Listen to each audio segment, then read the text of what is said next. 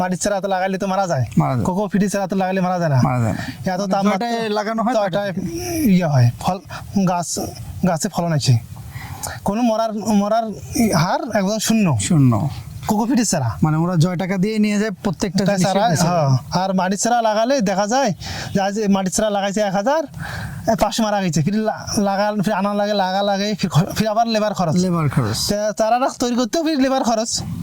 চারা এখন চারা আমার এলাকায় অনেক কৃষক চারা নিজে তৈরি করতো, এখন যারা তৈরি করে তারাই চারা কেনে।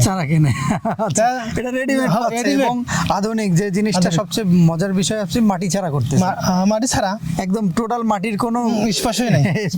আর একটা প্রশ্ন হইলো তোমার কোকোপিটের চারা মনে যে চারা কোয়ালিটি ভালো মানসম্মত, আর বীজটা সবসময় মানসম্মত বীজ ব্যবহার করি, অবশ্য ভালো কোম্পানির ভালো বীজ থেকেই তো ভালো ফসল ভালো ফসল কৃষক আশা করবে, আমরাও তার উপর নির্ভর করিয়া দেয় কৃষক।